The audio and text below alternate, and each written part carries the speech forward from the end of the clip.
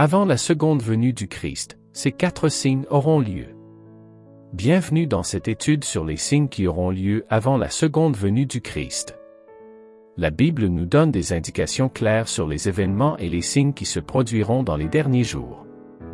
Dans cette étude, nous allons explorer 4 signes spécifiques qui marqueront l'avènement du retour de Jésus-Christ. Préparez-vous à découvrir ces signes prophétiques et à comprendre leur importance dans notre temps présent.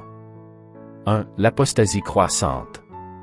L'un des signes précurseurs de la seconde venue de Christ est l'apostasie, c'est-à-dire un abandon ou un rejet de la foi chrétienne. La Bible nous avertit que dans les derniers jours, certains abandonneront la foi et se tourneront vers des enseignements erronés et des doctrines étrangères. Voici quelques passages bibliques qui parlent de l'apostasie croissante. 2 Thessaloniciens 2 verset 3, « Que personne ne vous séduise d'aucune manière, car il faut que l'apostasie soit arrivée auparavant, et qu'on ait vu paraître l'homme du péché, le fils de la perdition. » 2 Timothée 4 verset 3 à 4, « Car il viendra un temps où les hommes ne supporteront pas la saine doctrine, mais, ayant la démangeaison d'entendre des choses agréables, ils se donneront une foule de docteurs selon leurs propres désirs, détourneront l'oreille de la vérité, et se tourneront vers les fables. » Matthieu 24 versets 10 à 12, « Alors aussi plusieurs succomberont, se trahiront, et se haïront les uns les autres. Plusieurs faux prophètes s'élèveront, et ils séduiront beaucoup de gens. Et, parce que l'iniquité se sera accrue, la charité du plus grand nombre se refroidira. » Ces passages bibliques soulignent que l'apostasie est une réalité dans le monde actuel et qu'elle s'aggravera à mesure que nous approchons de la fin des temps. L'apostasie peut prendre différentes formes, notamment le rejet des enseignements bibliques, le déclin moral, la montée de fausses doctrines, l'abandon de la foi, et la quête de plaisirs égoïstes plutôt que de la vérité de Dieu. En tant que croyants, il est essentiel de rester ferme dans notre foi et de nous enraciner dans la parole de Dieu. La Bible nous avertit de ne pas être entraînés par les fausses doctrines et les séductions du monde. Au lieu de cela, nous devons rechercher la vérité, nous repentir de nos péchés et nous tourner vers Dieu dans la prière et la méditation de sa parole.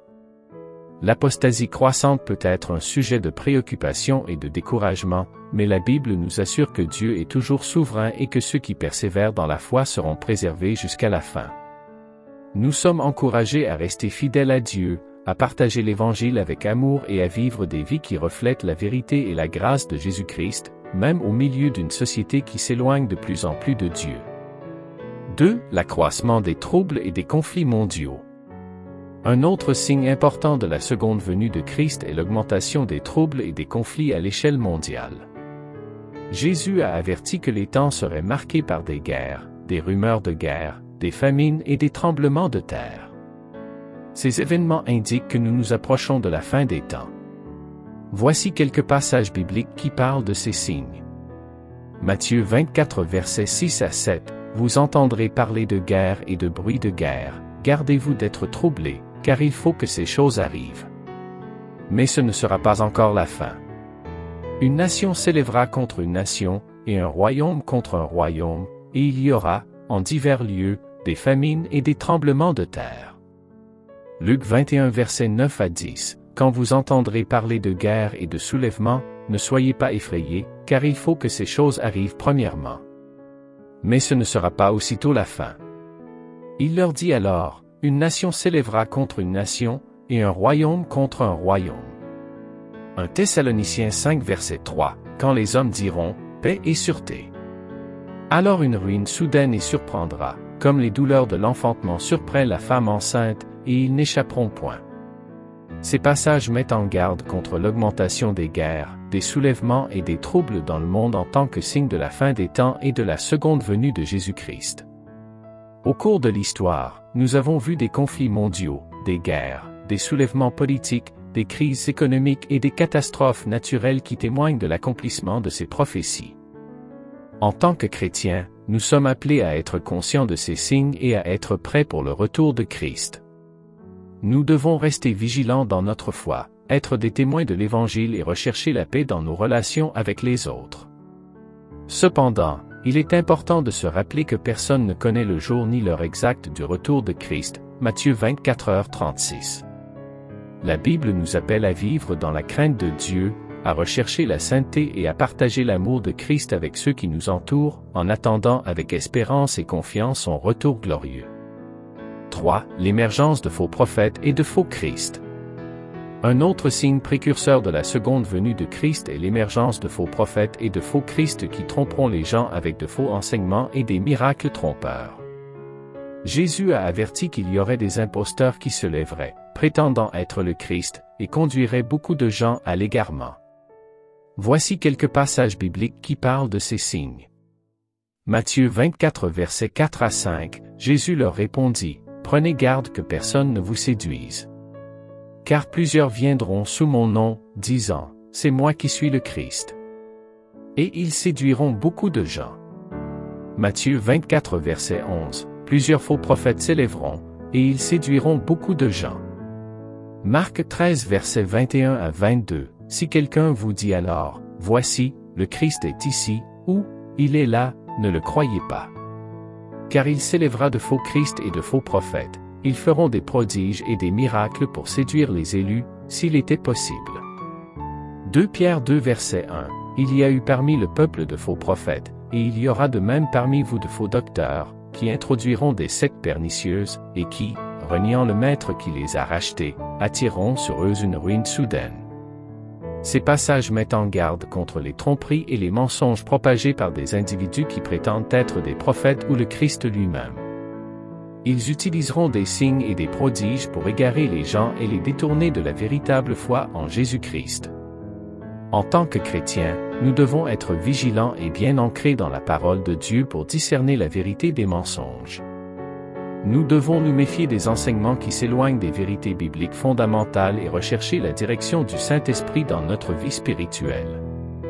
La montée de faux prophètes et de faux Christ peut être considérée comme un signe de l'accomplissement des prophéties bibliques sur les derniers temps. Cela devrait nous rappeler de rester fermes dans notre foi, de rechercher la vérité de la parole de Dieu et de rester fidèles à Jésus-Christ, notre seul Sauveur et Seigneur. 4. Le retour d'Israël dans sa terre. Un signe prophétique majeur de la seconde venue de Christ est le retour d'Israël dans sa terre.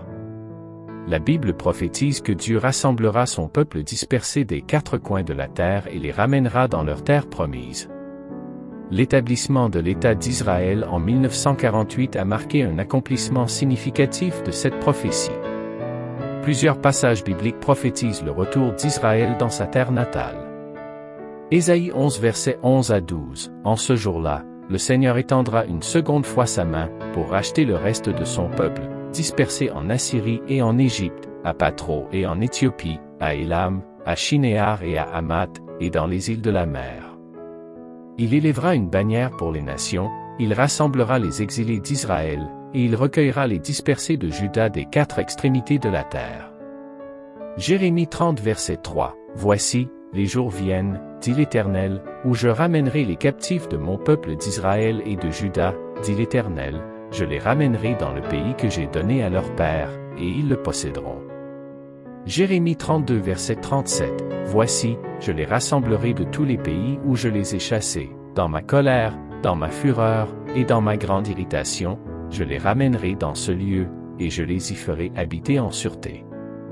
Ézéchiel 36 verset 24, Je vous retirerai d'entre les nations, je vous rassemblerai de tous les pays, et je vous ramènerai dans votre pays. Ces prophéties bibliques annoncent que Dieu ramènera son peuple dispersé en Israël et qu'il les rassemblera de toutes les nations où ils ont été dispersés. Le processus de retour d'Israël dans sa terre a commencé avec la création de l'État d'Israël en 1948, et depuis lors, des milliers de Juifs du monde entier ont immigré en Israël.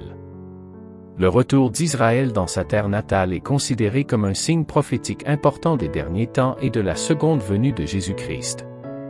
Certains enseignements bibliques suggèrent que le rétablissement d'Israël en tant que nation est un précurseur des événements apocalyptiques qui se produiront avant le retour de Christ.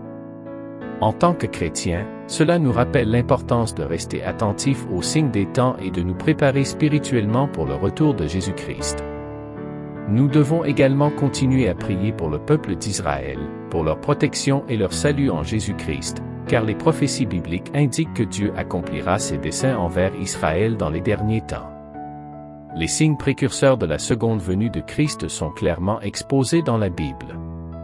L'apostasie croissante, l'accroissement des troubles mondiaux, l'émergence de faux prophètes et le retour d'Israël dans sa terre sont des signes indéniables de l'accomplissement des prophéties bibliques. Ces signes nous rappellent que nous vivons dans les derniers jours et que le retour de Jésus-Christ est imminent. Puissions-nous être vigilants, fidèles à la parole de Dieu et prêts à rencontrer notre Seigneur et Sauveur lorsque le moment sera venu. J'espère que cette vidéo vous a été inspirante et instructive. N'hésitez pas à partager vos réflexions et vos témoignages dans la section des commentaires ci-dessous. N'oubliez pas de vous abonner à la chaîne et de cliquer sur la cloche de notification pour être informé des prochaines vidéos.